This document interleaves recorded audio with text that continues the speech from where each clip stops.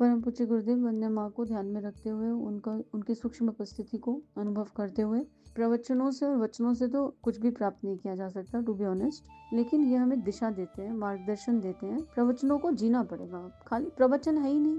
गुरुदेव ने प्रवचन नहीं दिए, गुरुदेव ने अपने जीवन को लेबोरेटरी बनाया और अपने जीवन को, संपूर्ण जीवन को लेबोरेटरी बनाकर एक एक चीज को जिया है जो उन्होंने कहा है। तो गुरुदेव की वाणी प्रवचन है ही नहीं। गुरुदेव की वाणी में वो ऊर्जा है कि अगर हम गुरुदेव को पढ़ते रहें या उनकी लेखनी को किसी भी तरह उसको सुनते रहें या उससे कनेक्ट रहें, तो वो गुण हमारे अंतस में अपने आप आने लगेंगे। लेकिन हमको नियम से सुनना पड़ेगा, नियम से, मतलब उपासना, साधना, आराधना हम छोड़ नहीं सकते। अगर मानव जीवन मिला है तो जैसे खाना खाते हैं, पानी पीते हैं, वस्त्र पहनते हैं, टूथब्रश करते हैं, नहाते हैं, ऐसे ही आत्मा के लिए उपासना, साधना, आराधना।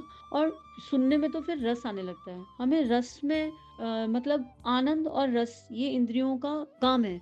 तो अगर केवल सुन रहे हैं और सुनकर आनंद ले रहे हैं पर अपने पॉइंटर्स नोट नहीं कर रहे, ये नहीं नोट कर रहे, साधना की दृष्टि से नहीं सुन रहे कि इसमें क्या गुरुदेव ने लिखा है और क्या हमारे जीवन में और वो गैप कहाँ है, जब तक हम कोई एक्शन प्लान नहीं बनाएंगे उससे कुछ नहीं होगा। और दूसरा, गुरुदेव को जब बहुत सुन लो और बहुत समझ लो और बहुत अच्छे से पढ़ लो और जान लो, और गुरुदेव का या किसी भी ऋषि संत का तत्व दर्शन पकड़ में आ जाता है ना, तो प्राप्त करने वाली बात ही खत्म हो जाती है। फिर ऐसा हो जाता है जो प्राप्त है वो पर्याप्त है। फिर कुछ पाने की चाह नहीं रह जाती, कुछ प्राप्त करने की इच्छा नहीं रह जाती, क्योंकि प्राप्त तो मानवता करनी है, मानव है, मानवता नहीं है, वही मिसिंग हो रही है। प्राप्त करने वाली एनर्जी कोई चीज ही नहीं है। प्राप्त तो टेंजिबल चीज को किया जाता है। तो दैहिक भावना में ये बात है कि हमको ये चाहिए, हमको वो चाहिए।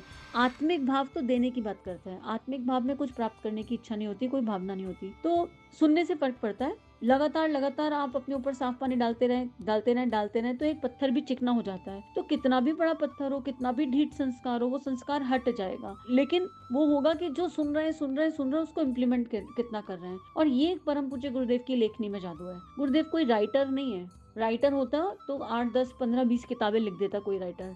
गुरुदेव युग दृष्टा है, युग ऋषि है। उन्होंने 3200 किताबें जप की ऊर्जा से लिखी है, साधना की ऊर्जा से लिखी है, तपस्या की ऊर्जा से लिखी है। गुरुदेव ने तप किया है और बहुत गहनतम तप किया है। गुरुदेव की पहली किताब आई है उनके 24 लाख के 24 अनुष्ठान के बाद। तो गायत्री का तो एक अनुष्ठान ही बहुत पावरफुल होता है। तो परम पूज्य गुरुदेव की लेखनी साधारण लेखनी नहीं है, इसलिए उस लेखनी में डेफिनेटली प्राण है। तो अगर हम उस लेखनी को पढ़ रहे हैं या उस लेखनी को बार बार सुन रहे हैं, कनेक्टेड हैं, तो हमारे अंतर में परिवर्तन आ जाएगा। क्योंकि वो प्रवचन नहीं है, गुरुदेव ने जो जिया उसी को बांटा। और फिर महाकाल जब जिसके सिर पर हाथ रख देगा, उसके दिव्यता का जागरण तो होकर ही रहेगा। बस श्रद्धा विश्वास का खेल है फिर यहाँ पर आकर कि हमारी श्रद्धा कितनी स्ट्रांग है, और उसी से बात बन जाएगी।